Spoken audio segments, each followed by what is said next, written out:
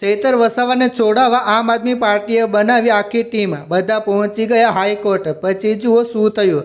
મિત્રો, આદિવાસી સમાજના લોકપ્રિય નેતા ચૈતર વસાવાની ધરપકડ અને ત્યારબાદના ઘટનાક્રમે આખા રાજ્યના રાજકીય માહોલને ગરમાવો આપી દીધો છે। આ ઘટના માત્ર એક ધરપકડ નથી, પરંતુ આદિવાસી સમાજના હિતો, જળ, જંગલ, જમીનના મુદ્દાઓ અને રાજ્યની ભાજપ સરકારની કામગીરી પર ઉઠેલા મોટા સવાલોનું પ્રતીક બની ગઈ છે।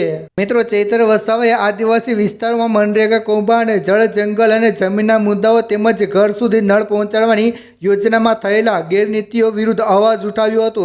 આદિવાસી સમાજમાં તેઓ એક હીરો તરીકે જાણીતા છે, કારણ કે તેમણે અંબાજીથી લઈને ઉમરગામ સુધીના આદિવાસીઓને જાગૃત કરવાનું કામ કર્યું છે।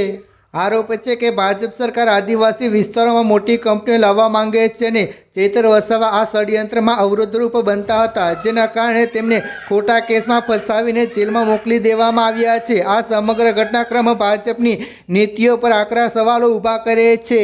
મિત્રો, આ કેસનો સૌથી સંવેદનશીલ પાસું ચૈતર વસાવાના પરિવારની ધરપકડ છે। આદિવાસી સમાજ અને આમ આદમી પાર્ટીના નેતાઓના મતે જે રીતે 15 દિવસના બાળકને તેની માતા સાથે જેલમાં રાખવામાં આવ્યું છે, તે માનવતાની દ્રષ્ટિએ અત્યંત નિમ્ન કક્ષાનું કૃત્ય છે। આ બાબતે ગુજરાતના લોકોમાં ભારે આક્રોશ જન્માવી રહી છે। પાર્ટીનું માનવું છે કે ભાજપ સરકાર જાણી જોઈને બદલાની ભાવના સાથે આ પગલાં ભરી રહી છે, જેનો જવાબ આવનારા સમયમાં ગુજરાતની જનતા જરૂર આપશે। આમ આદમી પાર્ટીએ સ્પષ્ટ કર્યું છે કે ચૈતર વસાવા તેમના પરિવારના સભ્ય છે અને તેઓ આ મુશ્કેલ સમયમાં તેમની સાથે અડગ રીતે ઊભા છે। પાર્ટીએ આ કેસને લડવા માટે લીગલ ટીમ તૈયાર કરી છે અને હાઈકોર્ટમાં સ્ટે મેળવવા માટે પ્રયત્નશીલ થઈ રહ્યા છે। નેતાઓનો દાવો છે કે તેઓ ન્યાયતંત્ર પર સંપૂર્ણ ભરોસો રાખે છે અને તેમને વિશ્વાસ છે કે ચૈતરભાઈ ધારાસભ્ય તરીકે યથાવત રહેશે। આ ઉપરાંત ડેડિયાપાડામાં આદિવાસી સંગઠનો દ્વારા કરવામાં આવી રહેલું મોટું સંમેલન એ ભાજપની તાનાશાહી વિરુદ્ધનો એક મજબૂત સંદેશ છે। મનસુખ વસાવા પર નિશાન। મિત્રો, સાંસદ મનસુખ વસાવા દ્વારા કરવામાં આવેલા દાવો પર પણ આમ આદમી પાર્ટીએ પ્રહારો કર્યા છે। પાર્ટીનું કહેવું છે કે મનસુખ વસાવા આદિવાસી સમાજનું નેતૃત્વ કરવાને બદલે ભાજપની કઠપુતળી બનીને કામ કરી રહ્યા છે।